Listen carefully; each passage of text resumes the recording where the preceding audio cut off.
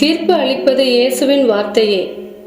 திருத்தந்தை பிரான்சிஸ் அவர்கள் திருத்தந்தையாக பணியேற்ற பிறகு முதன்முறையாக 4 நாள் மேய்ப்பு பணியின் காரணமாக பிரேசில் நாட்டிற்கு சென்று மக்களை எல்லாம் சந்தித்து திருப்பலி நிறைவேற்றினார். பல்வேறு மக்கள் குழுக்கள் மற்றும் அவர்களின் பிரதிநிதிகளை சந்தித்தார். ரோம் நகருக்கு திரும்பும் முன் ரியோ டி ஜெனிரோவில் நடைபெற்ற உலக இளைஞர் மாநாட்டிலும் கலந்து கொண்டு இளைஞர்களோடு கலந்துரையாடினார். திருப்பலி நிறைவேற்றி அவர்களுக்காக இறைவேண்டல் செய்தார். அப்போது ஏறக்குறைய 80 நிமிடங்களுக்கு பத்திரிகையாளர்கள் சந்திப்பும் நடைபெற்றது. திரு அவையில் நடைபெறும் பல்வேறு நிலைகளை குறித்து பத்திரிகையாளர்கள் கேட்டார்கள். அவற்றுள் ஒரு கேள்வி, ஓரின சேர்க்கையாளர்களை குறித்து உங்களது நிலைப்பாடு என்ன என்பதாகும்.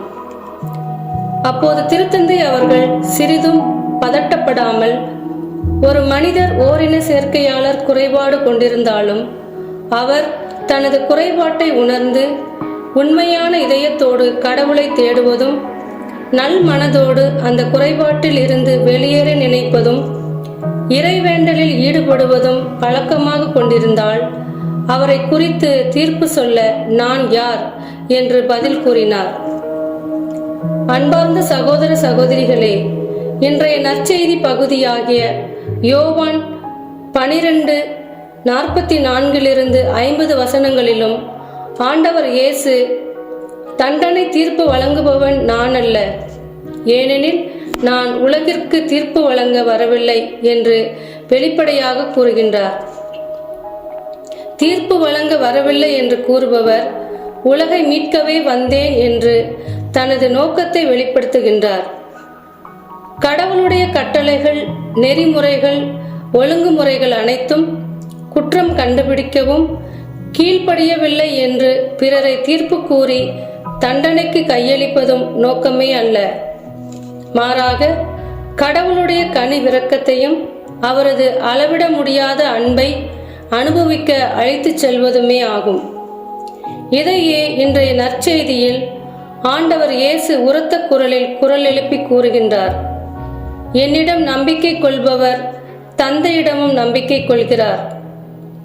நம்பிக்கையாளர் எவரும் இருளில் நடப்பதில்லை, மாறாக ஒளியில் நடக்கின்றார்.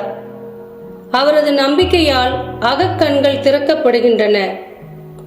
எது நல்லது எது அல்லது என்று அவரால் கண்டுகொள்ள முடியும்.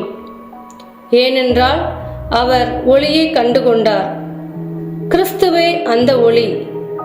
ஒளியானது வாழ்வின் அடையாளமாக உள்ளது. ஒளி எங்கு உள்ளதோ அங்கு வாழ்வு உண்டு. எனவே ஒளியின் மனிதராக வாழும்போது நாம் கடவுளுக்குரியதை நாடுகின்றோம். புனித பவுல் கொலோசையருக்கு எழுதிய மடலில் குறிப்பிடுவது போன்று, நாம் அனைவரும் கிறிஸ்துவோடு உயிர் பெற்று எழுந்தவராக இருப்போமானால் மேலுலகு சார்ந்தவற்றையே நாட வேண்டும்.